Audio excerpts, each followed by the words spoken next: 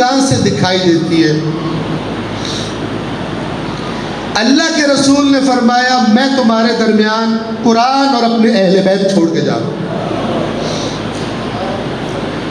جب تک تم نے ان دونوں کا دامن مضبوطی سے تھامے رکھا کبھی گمراہ نہیں ہوگے۔ ایک کا دامن یا دونوں کا؟ ٹھیک ہے، اب ہم لوگ چونکہ الحمدللہ اہل بیت کے نام لیوا ہیں، لہٰذا ہمیں اس کی بات کرنی چاہیے کہ ان دونوں میں سے جس کی طرف ہماری توجہ کم ہے، غفلت زیادہ ہے۔ اگر میں کہوں قرآن اور اہل بیت میں سے، بڑی پاکیزہ جگہ پہ بیٹھے سوچ کر اور صحیح جواب دیں، ہم لوگوں میں کس کے بارے میں زیادہ غفلت پائی جاتی ہے؟ قرآن کے بارے میں یا اہل بیت کے بارے میں؟ جی قرآن کے بارے میں۔ نجات کی ضمانت کس کو ملی ہے؟ دونوں کو تھامنے والے کو، کہیں ایک کو تھامنے والے کو؟ حدیث ثقلین نے یہ فرمایا ہے جب تک، لفظوں پہ غور کریں، ما ان تمسکتم بہما، جب تک تم نے ان دونوں کو تھامے رکھا گمراہ نہیں ہوگے۔ یہ نہیں کہا کہ صبح اٹھ کے یوں کر کے چوم لو تو گمراہ نہیں ہوگے، یہ نہیں کہا کہ قرآن کا تعویذ بازو پہ باندھ لینا یا گلے میں تو گمراہ نہیں ہوگے، یہ نہیں کہا کہ ساری عمر بندے نے قرآن کو لفٹ نہیں کرائی، مر جاؤ تو قرآن پڑھ دو تو پھر یہ پار ہو جائے گا۔ یہ سب بات کی باتیں ہیں۔ اللہ جو تعارف کروا رہے ہیں سورۃ البقرہ کی آیت نمبر 185 میں، وہ تعارف ہی یہ ہے کہ رمضان وہ مہینہ ہے جس میں نے تمہیں یہ عظیم ترین نعمت عطا کی، آسمانوں سے اتارا اس کو، جو تم لوگوں کے لیے ہدایت ہے، ھدی للناس۔ لیکن ہمارے ساتھ ابلیس نے کیا چکر کھیلا کہ اس ماہ رمضان میں اکثریت قرآن کو کھولے گی بھی تو اس انداز میں پڑھے گی جس سے اگر 100 سال بھی پڑھتی رہے تو ہدایت نہیں ملتی۔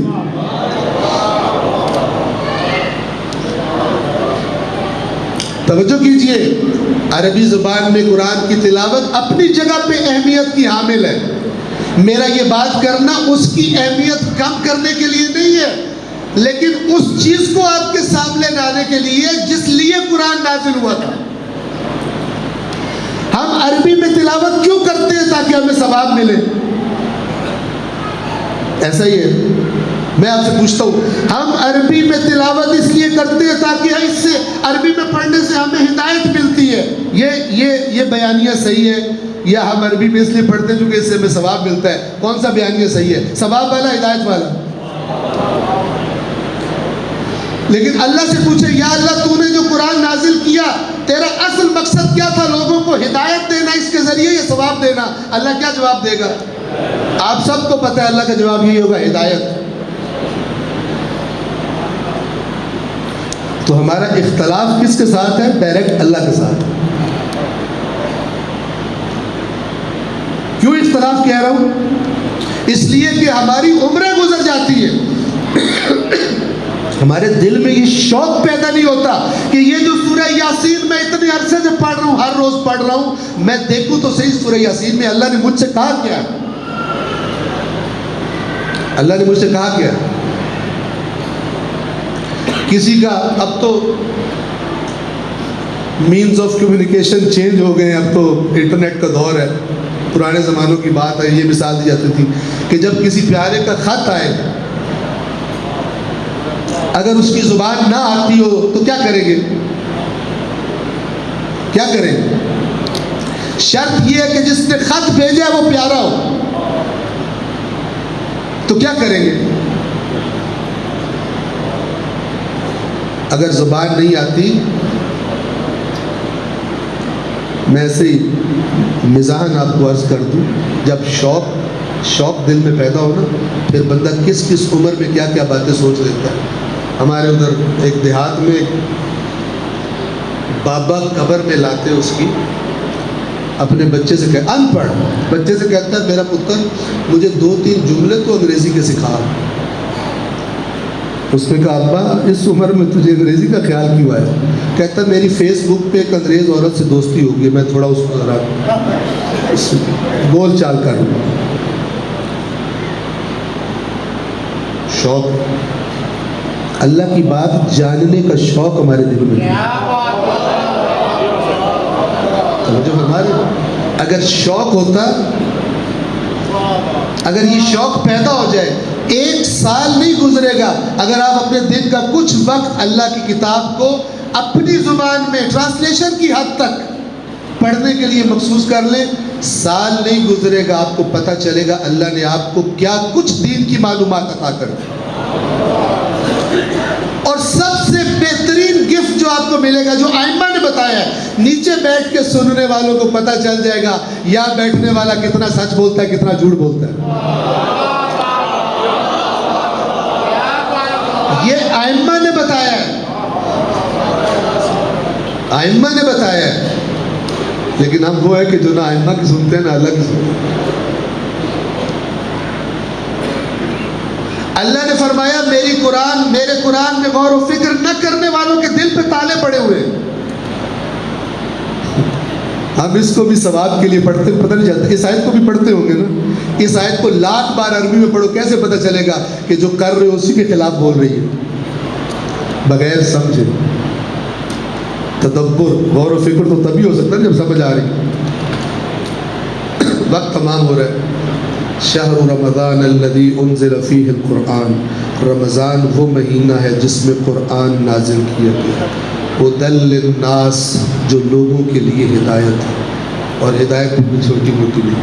فرمایا وبینات من الہدی والفرقان، اگر حق و باطل کی تمیز فرقان چاہتے ہو، اگر ہدایت اور فرقان کی بینات، روشن اور واضح ترین بنیادوں سے آشنائی چاہتے ہو، تو وہ ہم نے اس قرآن میں تمہارے لیے بیان کر دیا۔ ہمارا تو قرآن کے بارے میں تصور ہی بگاڑ دیا گیا۔ ایک عام بندہ، اس سے آپ پوچھیں اس کے ذہن میں کیا ہوگا؟ آپ بتائیے گا۔ اگر کسی عام بندے پوچھے قرآن کو سمجھنا آسان ہے یا مشکل ہے، کیا جواب ملے گا آپ کو؟ جی، اگر آسان ہوتا تو لوگوں کی زندگی میں شامل ہوتا ہی۔ ائمہ نے اپنے شیعوں کی نشانیاں بتائی، ہر روز قرآن کی تلاوت کرتے ہیں۔ توجہ فرما رہے ہیں؟ البتہ جب وہ فرما رہے تھے عربی میں فرما رہے تھے، جو سامنے سن رہے تھے وہ بھی عربی سمجھنے والے تھے، نہ سمجھنے والی بات تو تھی نہیں۔ یہ تو بعد میں کام چوروں کی ایجاد ہے کہ جنہوں نے بغیر سمجھے وہ کر لیا۔ البتہ یاد رکھیں، قرآن کو دیکھنا، قرآن کے حروف کو دیکھنا بھی ثواب رکھتا ہے، کوئی شک نہیں، لیکن اس کا مطلب یہ نہیں کہ ساری عمر دیکھنا ہی ہے، ساری عمر دیکھتے ہی رہنا ہے، آگے مت چلو، اس لیے نہیں ہے۔ ایک عام آدمی کے ذہن میں قرآن مجید پڑھنے کے بارے میں اعتماد، ٹرسٹ موجود نہیں ہے۔ جن کو یہ ٹرسٹ پیدا کرنا چاہیے تھا، انہوں نے اس ٹرسٹ کو کم کر دیا اپنی عوام میں سے، کہ تم قرآن کو صحیح طرح نہیں پڑھ سکتے۔ اب ایک طرف آپ یہ بات لے لیں اور ایک طرف مثلا سورۃ القمر کی وہ آیت لے لیں جو 4 مرتبہ تکرار ہوئی ہے، اور وہ 4 مرتبہ تکرار میں کہنے والا کون ہے؟ اللہ تبارک و تعالی ہے۔ اللہ سے بہتر کس کو پتہ ہوگا؟ جن انسانوں کا میں خالق ہوں، جنہیں میں نے عقل دی ہے، کون سی بات انہیں سمجھ میں آئے گی، کون سی بات انہیں سمجھ میں نہیں آئے گی، بھلا اللہ سے بہتر کوئی یہ جان سکتا ہے؟ سب سے بہتر تو اللہ جانتا ہے۔ جی توجہ کریں، وہ فرما رہے وَلَقَدْ يَسَّرْنَا الْقُرْآنَ لِلذِّكْرِ۔ یہ لقد جو ہوتا ہے یہ عربی زبان میں قسم ہوتی ہے۔ کیا ہوتی ہے؟ اللہ قیامت دن پکڑ لے گا، میں قسمیں کھا کے کہا میں نے اس کو آسان کر دیا، تم پھر بھی اتنے ڈھیٹتے کہتے تھے مشکل ہے۔ تم نے میری بات پر نہیں اعتماد کیا اور میرے علاوہ والوں کی بات پر اعتماد کر لیا، جن کی بات میری بات سے ٹکرا رہی تھی۔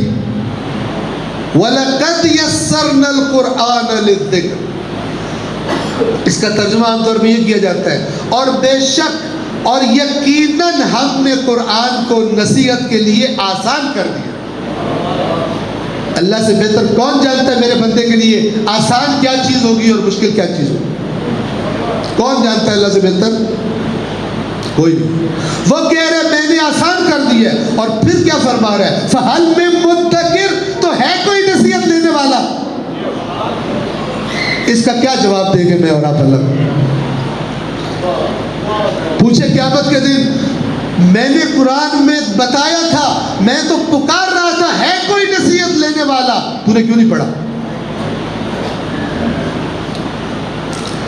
میں پکارتا رہا، تو نے نہیں لفٹ کرائی، اب تو پکار، میں لفٹ نہیں کراؤں۔ یہ بات، یہ مناظر اللہ نے قرآن میں دکھائے ہوئے۔ فرمایا ایک شخص کو، قرآن میں ہے، ایک انسان کو قیامت کے دن اندھا اٹھایا جائے، وہ کہے گا یا اللہ مجھے کیوں اندھا اٹھایا ہے؟ میں تو دنیا میں آنکھیں رکھتا تھا۔ اللہ فرمائے گا تیرے پاس میری آیتیں آئی تھی، تو ان کے بارے میں اندھا بنا رہا، اب تو اندھا ہی رہے گا۔ ہدی للناس وبینات من الہدی والفرقان، یہ تعارف کروا کے پھر اللہ فرما رہا ہے فمن، بس یہ عظیم نعمت تمہیں عطا فرمائی ہے اس مہینے میں، فمن شہد منکم الشہر فلیصم، بس جس کو بھی یہ مہینہ ملے اسے چاہیے کہ روزے رکھے۔ بس روزے رکھنا کنیکٹڈ ہے اس کس سے؟ قرآن کے نزول سے۔ اور میں نے عرض کیا قرآن روح کی غذا ہے، تو روزے رکھوائے تاکہ جانور بندہ رہے، روح کھا سکے۔ لیکن ہم نے روزے بھی ایسے رکھے، صبح سحری کی افطاری کا مینیو بننا شروع کر دیا، افطاری میں آج یہ کرنی ہے، یہ پھر بھی جانور بندھا ہوا ہے لیکن پھر بھی اسی کا ہی خیال ہے کیا کھانا۔ ایک دفعہ پاکستان سے باہر کسی جگہ پہ ہم گئے تھے، تو وہاں پر مثلاً افطاری ہوتی تھی، پھر اس کے چند گھنٹے بعد پھر ایک اور سیشن ہوتا تھا، پھر اس کے چند گھنٹے بعد ایک اور سیشن، یہاں تک کہ سحری ہو جاتی۔ انہوں نے دن کو رات میں کنورٹ کر لیا، پہلے دن میں کئی دفعہ کھاتے ہیں، اب رات میں کئی دفعہ کھاتے ہیں۔ لیکن وہ جس لیے اللہ نے رمضان کے روزے فرض کیے، وہ چیز چراغ لے کے ڈھونڈنے سے، لہٰذا آپ دیکھیں ماہ رمضان آئے گا، اللہ نہ کرے یہ ماہ رمضان ہمارے لیے ایسا ہو، ماہ رمضان آتا ہے، دیکھتے ہو عبادتیں ہو رہی ہیں، فلان افطاریاں، جناب یہ ہو رہا ہے وہ ہو رہا ہے، لیکن ماہ رمضان کے بعد ایکسپیکٹیشن یہ ہے، جس نے یہ ورک شاپ رکھی ہماری، جس نے یہ کورس کرایا، اس کی ایکسپیکٹیشن یہ ہے کہ اب ان کی نمازیں بہتر، اب ان کا تقویٰ بہتر، ان کی زبان سے جھوٹ میں کمی، اگر گالیاں دیتے تھے گالیوں میں کمی، اگر حرام کی طرف آنکھ اٹھاتے تو اس میں کمی، تقویٰ پیدا کی ہے۔ نہ جی نہ، ادھر ایک تو صبر نہیں ہو رہا ہوتا، کہہ رہے ہوتے کہ 29 ہی بنے 30واں روزہ بھی نہ بنے، کتنے تنگ ہوتے۔ اور آپ کو پتہ ہے امام حسین کے فرزند کیا فرماتے ہیں اپنی دعا میں، جو ودا ہے ماہ مبارک رمضان سے، فرماتے ہیں تجھ پر سلام اے وہ مہینے جو مجرموں کے لیے کتنا لمبا اور اللہ کے دوستوں کے لیے کتنا چھوٹا تھا۔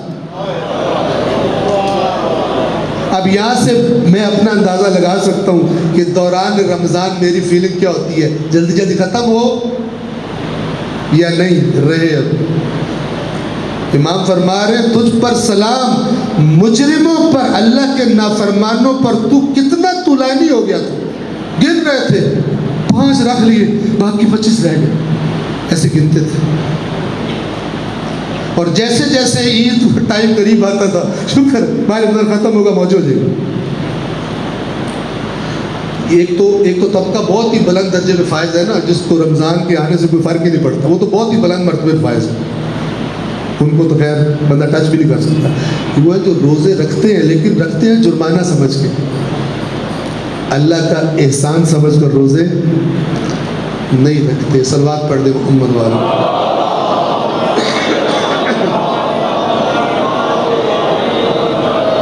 فمن شہد منکم الشہر فلیصم، تو تم میں سے جو اس مہینے کو پائے وہ اس کے روزے رکھے۔ وَمَنْ كَانَ مَرِيضًا أَوْ عَلَى سَفَرٍ فَعِدَّةٌ مِّنْ أَيَّامٍ أُخَرَ، اور اگر کوئی تم میں سے بیمار ہو جائے یا سفر میں ہو تو دیگر ایام میں گنتی پوری کر لیں۔ یرید اللہ بکم اليسر، اللہ تمہارے لیے آسانی چاہتا ہے، ولا یرید بکم العسر، اور اللہ تمہارے لیے مشکل نہیں چاہتا۔ روزوں کی ایک برکت ہے جو تمہیں ملنی ہے، روزے رکھو، لیکن اگر بیمار ہو جاؤ تو اللہ یہ نہیں کہتا مر بھی جاؤ تو رکھو۔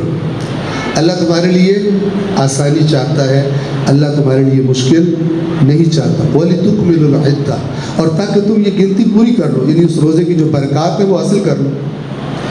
وَلِتُكَبِّرُوا اللَّهَ، توجہ کریں، وَلِتُكَبِّرُوا اللَّهَ عَلَى مَا هَدَاكُمْ، اور تاکہ تم اللہ کی بڑائیاں بیان کرو۔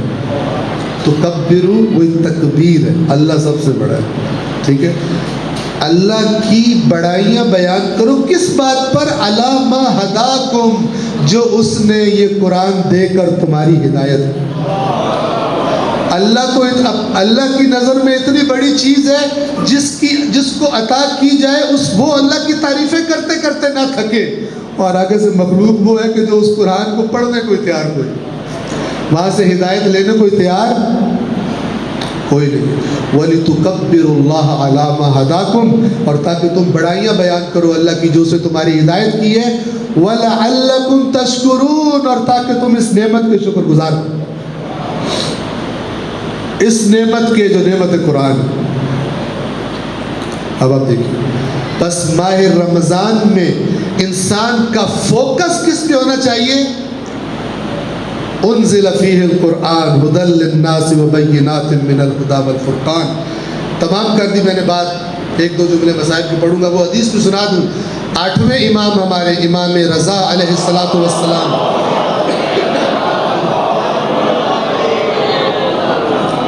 امام فرماتے ہیں ماہ مبارک رمضان کی عظمت کا اصل سبب اس مہینے کے روزے نہیں ہیں، بلکہ ماہ مبارک رمضان کی عظمت کا اصل سبب اس مہینے میں قرآن کا نازل،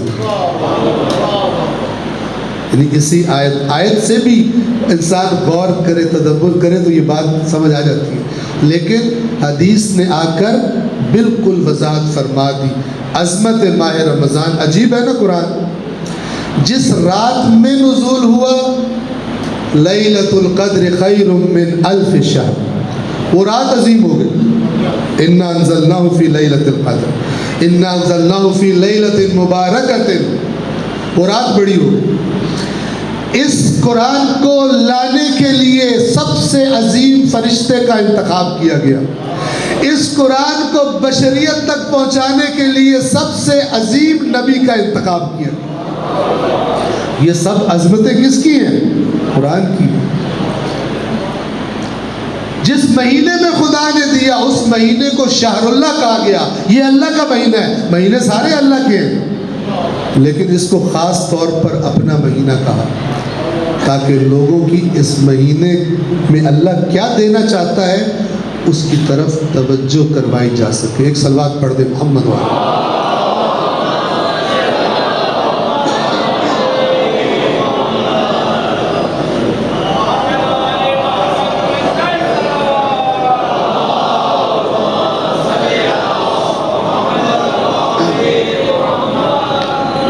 میری آرائز تمام ماہ مبارک رمضان کی ایک عظیم ترین جو عظمت ہے میں نے عرض کر دی، نزول قرآن ہے، اور دوسری ایک عظیم واقعہ اس مہینے کا شہادت امیر المؤمنین ہے۔ ہر مسلمان کو غور کرنا چاہیے، شیعہ اور اہل سنت، شیعہ اور اہل سنت دونوں کے ہاں اس بات پر اتفاق ہے کہ اللہ کے نبی نے قرآن اور اہل بیت کا ذکر ایک ہی حدیث میں فرمایا ہے۔ کچھ تفصیلات میں اختلاف کرتے ہیں، ابھی ہم اس کو سائڈ پہ رکھ کے اس بات پر اتفاق ہے کہ اللہ کے نبی نے اس حدیث میں یہ فرمایا کہ اذکرکم اللہ فی اہل بیتی، 3 مرتبہ تکرار فرمایا۔ کیا تکرار فرمایا؟ میں اپنے اہل بیت کے بارے میں تمہیں اللہ کا خوف دلاتا ہوں، میرے اہل بیت کے بارے میں اللہ سے ڈرتے رہے۔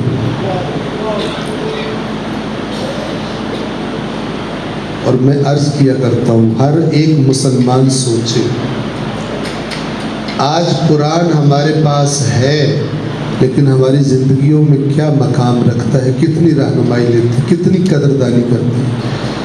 اور جب اہل بیت لوگوں کے درمیان زندگی گزار رہے تھے، ان کے ساتھ کیا رویہ رکھا گیا؟ اسی ماہ مبارک رمضان میں لگنے والی ضربت کو دیکھ لیں، جوانان جنت کے سرداروں میں سے ایک کو زہر کھلانا دیکھ لیں، اور دوسرے کو بھوکا پیاسا کربلا میں اپنے اصحاب اور اولاد کے ساتھ ذبح کرنا دیکھ لیں۔ ایک خطبے میں اللہ کے نبی نے امیر المومنین کو بتا دیا تھا کہ اے علی، میں گویا دیکھ رہا ہوں کہ اسی طرح کا ایک ماہ رمضان ہوگا کہ جب اگلوں اور پچھلوں کا سب سے بدبخت انسان اٹھے گا اور تیرے اس سر پر اپنی تلوار سے ضرب لگائے گا، اور گویا علی میں دیکھ رہا ہوں تیرے سر کے خون سے تیرے محاسن قضاب ہو گئے۔ ہم لوگ ہوتے تو شاید رسول اللہ سے سوال کرتے، یا رسول اللہ کوئی ورد بتا دیں، کوئی تعویذ دے دیں کہ میں دشمن کے حملے سے بچ جاؤں۔ لیکن امیر المومنین کو بھلا اس کی کیا پرواہ تھی؟ کیا سوال کیا؟ خطبہ شعبانیہ پڑھیے گا، مولا نے سوال کیا، یا رسول اللہ جب وہ مجھے ضرب لگائے گا علی کا دین سلامت ہوگا؟ اللہ کے نبی نے فرمایا، ہاں علی تیرا دین سلامت ہوگا۔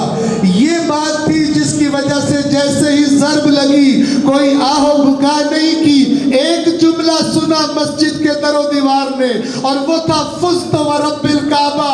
علی اپنا دین سلامت لے کے اپنے خالق کے پاس جا رہا ہے۔ فزت و رب الکعبہ کا اعلان اس لیے کیا تھا۔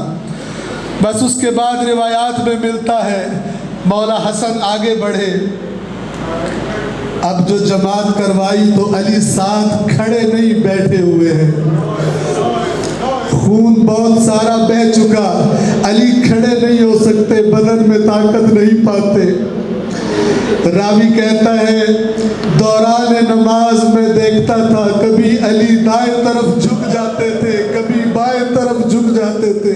خدا جانے کیسے نماز تمام ہوئی، امام حسن نے اپنی آغوش میں اپنے بابا کے سر کو رکھا، علی کی آنکھیں بند ہیں، اب جو امام کی آنکھوں سے آنسو گرے اپنے بابا کے چہرے پر، علی کی آنکھیں کھلی، فرمایا بیٹا حسن صبر کرو، ذرا دیکھو تو صحیح میرے استقبال کے لیے کون آئے ہیں، یہ دیکھو تمہارے جد رسول اللہ، یہ دیکھو تمہاری ماں زہرا مجھے لینے کے لیے آئی ہے۔ آج کے بعد آپ کے بابا کو نہ کوئی غم ہوگا نہ کوئی خوف ہوگا۔ اب دونوں بیٹے لے کر چلے علی کو گھر کی طرف، دائیں طرف سے اور بائیں طرف سے سہارا دے کر اٹھایا ہے۔ اب جو گھر کے قریب پہنچے تو عزادار و علی سوال کرتے ہیں، اے میرے بیٹو یہ پیچھے آوازیں کن لوگوں کی آ رہی ہیں؟ جواب ملا، بابا یہ کوفہ کے یتیم ہیں، یہ کوفہ کے مسکین ہیں، آپ کی ضربت کی خبر ملی ہے، آپ کی احوال پرسی کے لیے آئے ہیں۔ عزادار و ایک دفعہ علی نے کہا، میرے بچوں ان سے کہو یہیں سے واپس چلی جائے، میرا گھر قریب ہے، میری زینب میری ام کلثوم نے اپنے بابا کو کبھی اس حالت میں نہیں دیکھا، کہیں ایسا نہ ہو کہ گریے میں ان کی آواز بلند ہو، اور میری غیرت گوارا نہیں کرتی کہ ان کی آوازیں نامحرموں کے کانوں پر پڑے۔ آپ پر سلام ہے امیر المومنین، چند سال گزریں گے یہی کوفہ ہوگا اور ایک شرابی کا دربار ہوگا، آپ کی بیٹیاں ہوں گی جنہیں ایک شرابی سے ہم کلام ہونا پڑے گا۔ الا لعنت اللہ علی القوم الظالمین۔ وَسَيَعْلَمُ الَّذِينَ ظَلَمُوا أَيَّ مُنْقَلَبٍ يَنْقَلِبُونَ۔ پروردگار ہمارے اس ذکر کو، اس عبادت کو اپنی بارگاہ میں قبول فرما۔ پروردگار قرآن مجید اور محمد و آل محمد کی تعلیمات کو پڑھنے اور سمجھنے کا شوق اور سنجیدگی ہمیں عطا فرما۔ پروردگار اس آنے والے ماہ مبارک رمضان کو ہماری زندگیوں کا بہترین رمضان قرار دے اور اسے ہماری زندگیوں کا آخری ماہ رمضان قرار نہ دے۔ اے پروردگار ہمیں اپنی اولادوں کی، آئندہ نسل کی قرآن مجید اور محمد و آل محمد کی تعلیمات کے سائے میں تربیت کی توفیق عطا فرما۔ اے پروردگار جن مرحومین کے لیے اس مجلس عزا کا انعقاد کیا گیا، سید محمد فصیح حیدر تقوی ابن سید شریف حسین تقوی اور سیدہ طاہرہ بانو زیدی بنت سید رفیع حسین زیدی، پروردگار ان مرحومین کے درجات کو بلند فرما، آخرت کی تمام منازل کو ان کے لیے آسان فرما، جوار محمد و آل محمد اور شفاعت محمد و آل محمد نصیب فرما۔ پروردگار جتنے مومنین نے اس مجلس عزا میں شرکت فرمائی ہے، پروردگار اس ذکر کے سننے کو تیری ذات سے قرب کا وسیلہ قرار دے، ہماری زندگیوں میں بہتری کا وسیلہ قرار دے۔ پروردگار تمام حاضرین مجلس کے مرحومین کی بخشش اور مغفرت فرما۔ پروردگار اس ملت کے شہداء کے درجات کو بلند فرما۔ پروردگار ہمارے عزیز وطن پاکستان پر رحم فرما۔ پروردگار جو لوگ ہم پر رحم نہیں کرتے، جو لوگ مخلص نہیں ہیں اور جو لوگ اپنے دلوں میں تیرا ڈر نہیں رکھتے، ان کو ہمارے سروں پر مسلط نہ فرما۔ پروردگار جو ایسے لوگ ہیں ان کے شر سے اس ملک کو اور اس قوم کو نجات عطا فرما۔ اے پروردگار اس ماہ مبارک رمضان کو ہمارے وطن عزیز کے لیے، اس مظلوم قوم کے لیے بھی رحمتوں کا مہینہ قرار دے۔ پروردگار ہم سب کا خاتمہ خیر پر اور ایمان پر فرما۔ اس مہینے میں ہمیں صدق کے دل سے اور پکے ارادے سے اپنے گناہوں سے توبہ کرنے کی توفیق عطا فرما۔ پروردگار جیسی زندگی گزارتے تو دیکھنا چاہتا ہے، ویسی زندگی گزارنے کی ہم سب کو توفیق عطا فرما۔ اللہم صلی علی محمد و آل محمد۔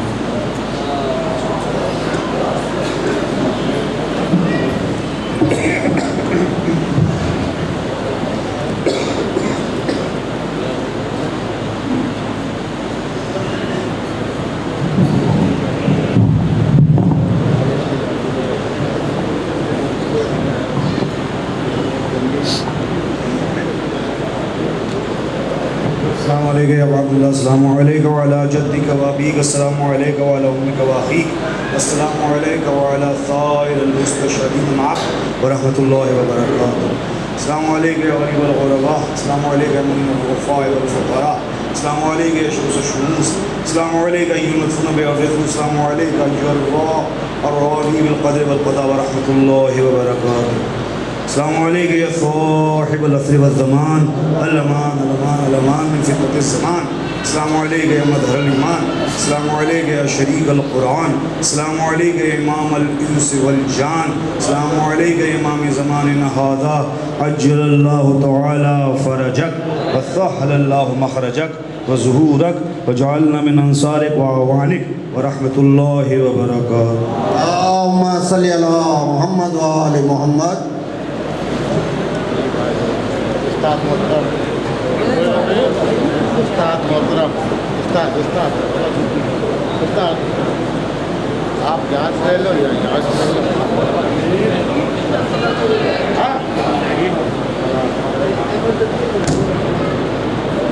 اس کو بھی دبا دو، جو بھی کہنا ہے اس کو پیار کر دو، کہانی کی گل ہے ورنہ نہیں سیکھی۔ کیا ہو گیا؟ بلڈ پریشر آئی ہوگا، چھوڑو نا اس کو، چلو آ جاؤ۔ آپ باہر بیٹھے، باہر سے پھر اندر آئے، یہاں سے چھلانگ مارتے مارتے آپ ایسے آ گئے۔ میں نے کہا پہلے بیٹھا رہے، میں نے کہا یہ بیٹھے میرے کہیں